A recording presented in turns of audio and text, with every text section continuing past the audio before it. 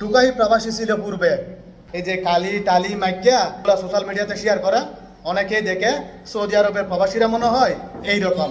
বিসমিল্লাহির রহমানির রহিম। Middle state Saudi আরব, আপনারা কম বেশি সবাই জানেন প্রচুর পরিমাণ প্রবাসী বাংলাদেশি সৌদি আরবে অন্যান্য দেশের তুলনায়।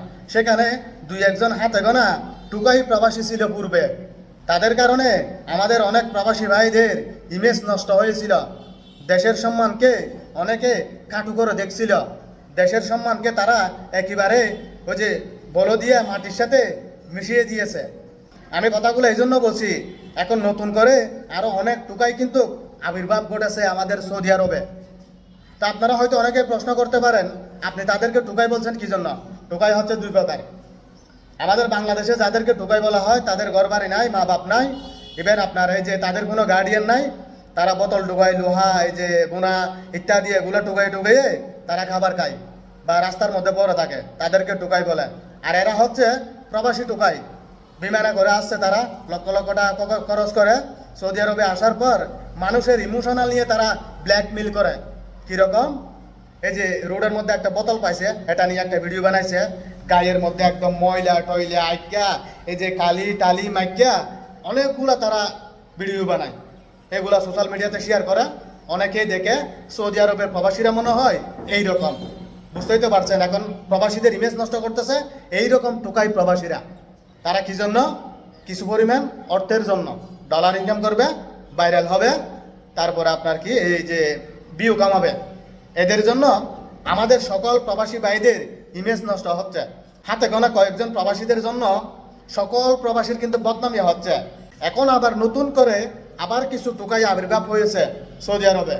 এই যে আপনারা লক্ষ্য করেন কিনা জানি না, এই যে বলদিয়ার ডাস্টবিনের এখানে যাই, বলদিয়ার এই যে যেটা এই যে ময়লা আবর্জনা যেখানে সৌদিরা এগুলা জমা করে ফেলায়, একটা গড়ি ফেলে সেটা নিয়ে এই যে ভিডিও বানায়, একটা এই যে আয়রন সেটা নিয়ে মানে ভিডিও বানায়, তারপরে কাপড় চোপড় ফেলে, তারপরে এই যে চশমা ফেলে, মানে এইরকম পুরান জিনিসগুলো তারা টুকাই টুকাই তারা ভিডিও বানায়।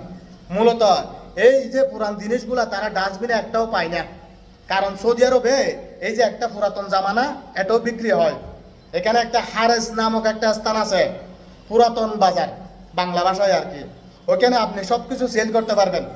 এই যে একটা মাস্ক না, এটা পুরাতন মাস্ক, এটাও বিক্রি করতে পারবেন, বাট এটা কিন্তু আপনার ইউজ পরিমাণ হতে হবে। আপনি যদি এক বক্স যদি পুরান মাস্ক নিয়ে যান, এগুলো কিনে নেবে ওখানে। আমাদের টুকাই প্রবাসীরা তো কম এইরকম ভিডিও বানায় না। অন্যান্য যারা রাষ্ট্রের মানুষ আছে, এই যে ধরেন মাসেরি আছে, এখানে ইয়ামেনি আছে, সৌরি আছে, তুর্কি আছে, আপনার হিন্দি আছে, পাকিস্তানি আছে, তারা আমাদেরকে বলে দেখ দেখ তোদের বাঙালি কিভাবে ভিডিও করে। তখন তারা বলে হারামি, অল্লাহ অল্লাহ হারামি, মানে এইরকম কথা বলে। এই যে তারা যে একটা মানুষের আবেগ নিয়ে ভিউ কামাতে চায়, এটাও তারা বুঝে গেছে, বাট এরা অন্য কোনো কান্ট্রির লোকেরা করে না।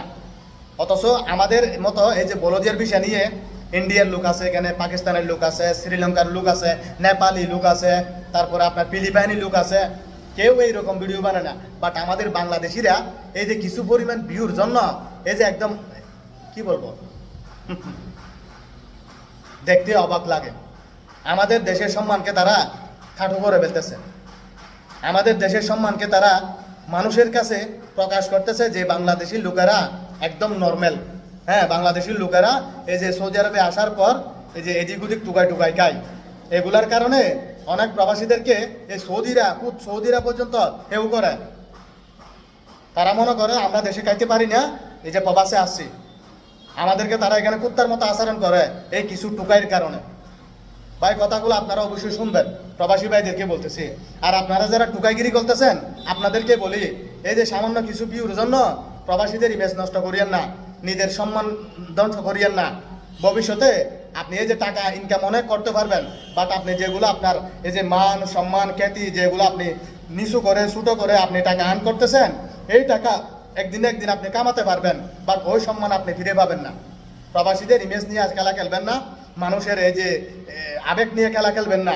আপনাদেরকে বলি, আমি অনেকবার অনেককেই কমেন্ট করছি, বাট কেউ আনসার দেয় নাই আমাকে। তো আজকে পর্যন্ত সবাই ভালো থাকেন, সুস্থ থাকেন। আসসালামু আলাইকুম।